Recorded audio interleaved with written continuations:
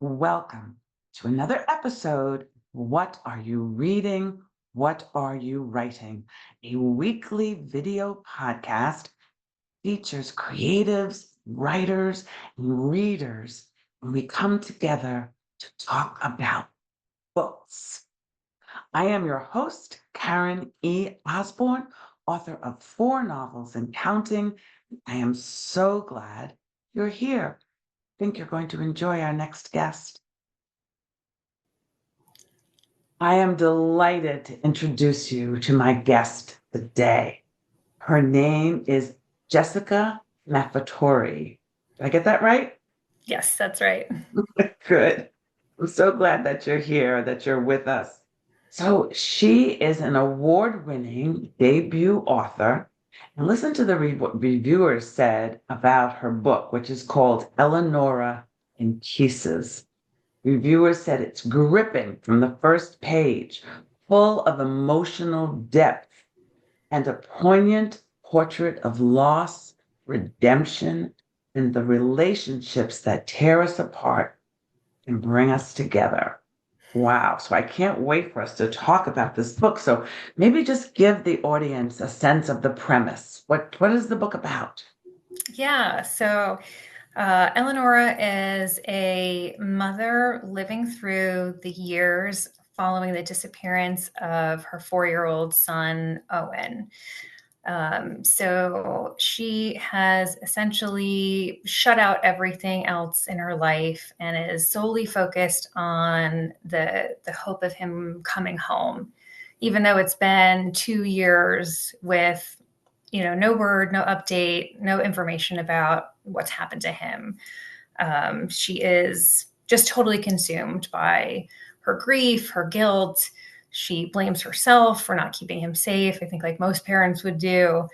Um, Even though she has, supportive friends, family, coworkers, she really struggles to accept that she has this supportive network and see that she can lean on others and turn to them in this, really dark moment in her life. And it takes her a really long time to see that, people grieve in different ways and it doesn't look like the same way that she grieves and really just struggles to see, different options for finding the support in her life.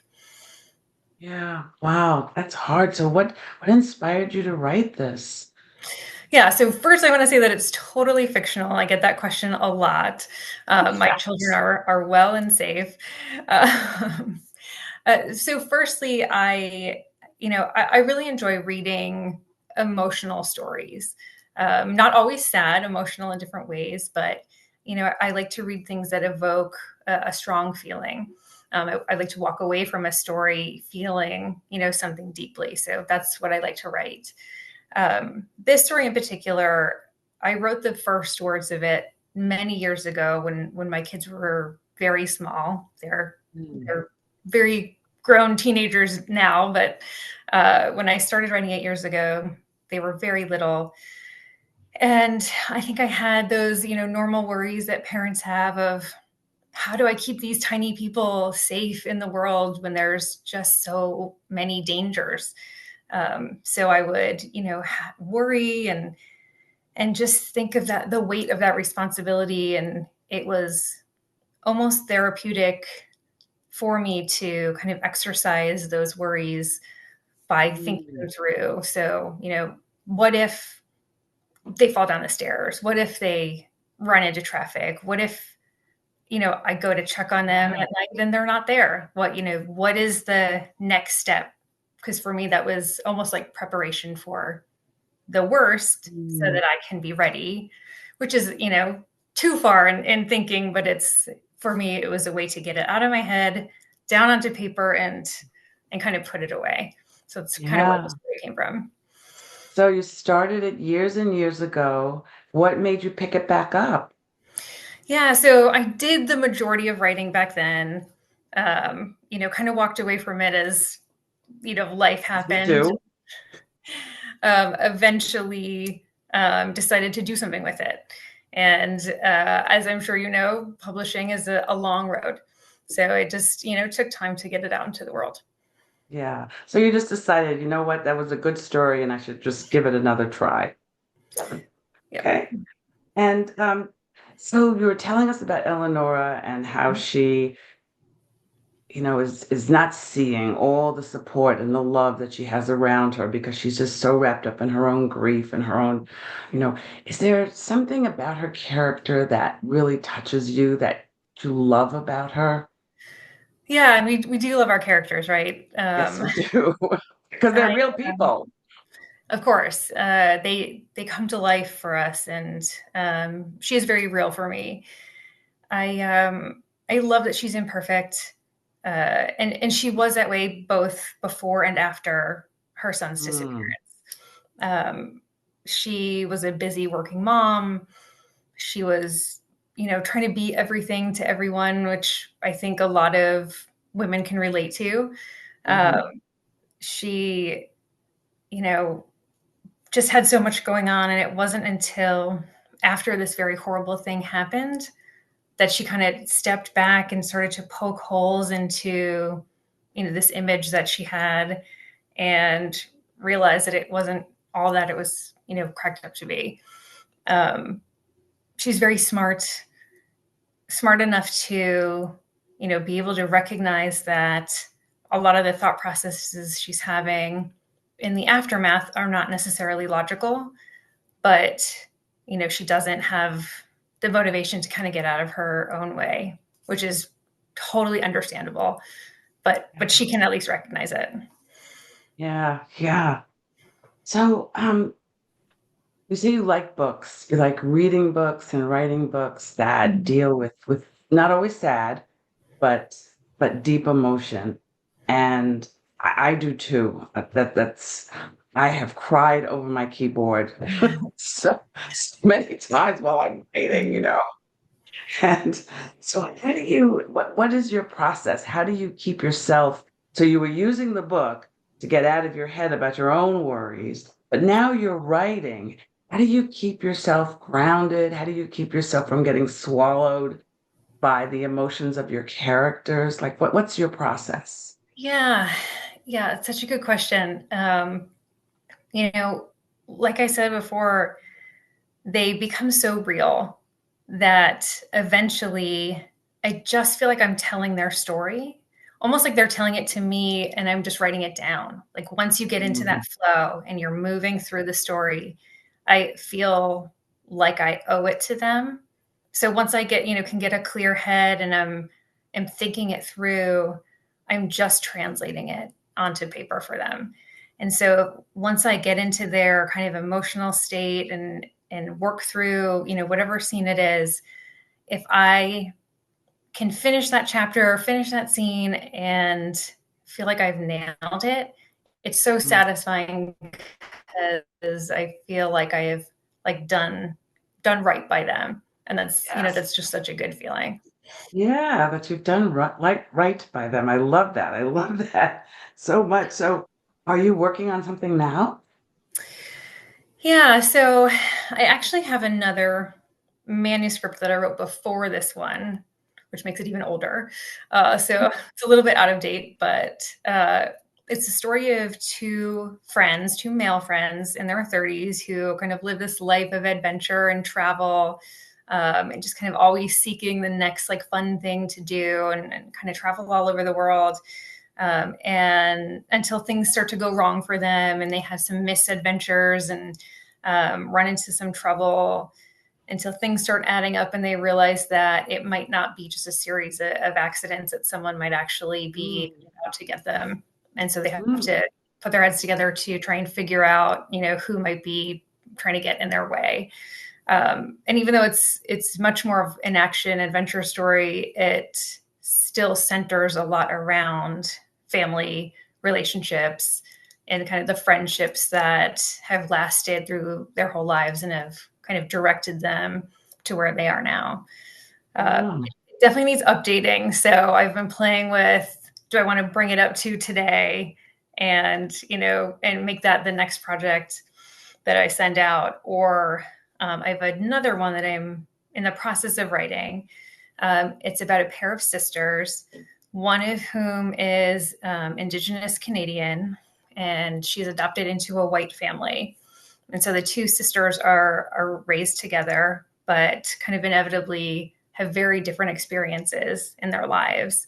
Um, and it's fictional, but based on a time in Canada in the 60s and 70s, Yeah. called the 60s scoop, where Indigenous children were systematically removed from Indigenous communities and adopted into white families because it was believed that they would be better off. And the history of that experience for these children is truly terrible. So when I had read about some of those experiences, I was so moved by it that I wanted to try and tell that story. Yeah, yeah. It's like that in Australia too, and other places, it was recently in the papers, where the Canadian Prime Minister, right, he apologized or somebody apologized to them. Yes, indeed. We're always trying to fix people, aren't we? You know, And usually getting thinking it wrong. and usually getting it wrong. So both stories sound pretty amazing and wonderful. When you think about your own reading and writing history, Mhm. what books or authors kind Mhm. of help shape the kind of writer you are today?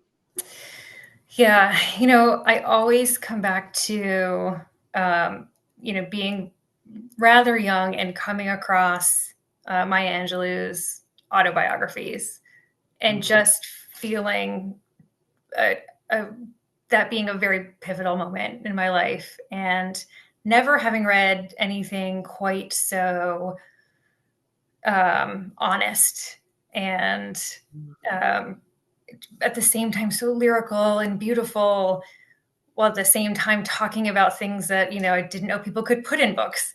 And Yes. uh, I I loved her writing so much. And I actually recently reread her whole autobiographical series, and it's just as good from the perspective of an adult as it was, as a young teenager.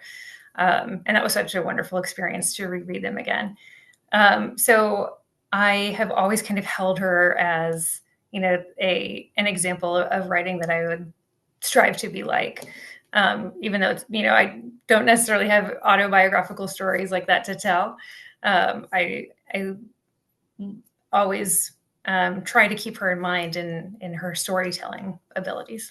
Yes, her amazing storytelling abilities. Absolutely. And have you read anything recently that you could recommend to our audience of any genre? Yeah, so I'm a big audiobook fan, very big Me too. on multitasking. So I'm usually listening in the car or out on a run or walking the dogs. So that's how I do probably 90% of reading. So I've got, or I recently finished Long Island Compromise, which I thought was fantastic. The author is Taffy, I want to say this right, Taffy Brodesser Ackner, I believe is her name. And it was just fantastic. It's a multi-generational family story set in Long Island, starting in the 1980s, with a father's kidnapping and kind of what happens to the generations of family, kind of before and after that. Thought it was absolutely fantastic. Mm. And then I also, just before that, had read a forthcoming memoir. It's coming out in February, called In My Boots by Amanda Jaros. She tells the story of her through hike of the Appalachian Trail from, I want to say it was the late 90s, when there were not a ton of women actually doing that. And just absolutely like enthralling. I wanted to follow her on every step. I thought it was just really fantastic. So I highly recommend both of those books. Those are two great. One of the downsides of this doing this show weekly is that my to read file is, it just because I'm meeting wonderful authors like yourself and want to read all the books of all the authors I talk to, but then you guys recommend books. And I don't know, but I'm a listener like you. So I listen on walks and I listen. Is your book going to be on audio? Yes, so they're actually working on the recording as we speak, and hopefully it will be out soon. Excellent, good. Because so many people do really like audio books, I still like to have books, Yes. but I love to listen to books too. So how can our audience find you? Where can they find your books? Where can they find out more about you? How can they communicate with you? Yeah, absolutely. So my website is a great place to start. It's jessicamaffetore.com. You can reach me on Instagram at Jessica Maffetore Author. My books are available at all the big online retailers, so Amazon, Bookshop.org, Barnes and Noble, and a handful of others. All the links are on my website, and my email's there as well. So love to hear from anybody. Excellent. So when you do, because I know you will, I know you're going to contact Jessica. I know you're going to go visit her website and you're going to start following her on Instagram and Facebook. And so when you do reach out to her, please tell her you met her and what are you reading? What are you writing? Thank you all for watching, for listening. I love hearing from you. And until next Tuesday, have a great, great week. Bye, everybody.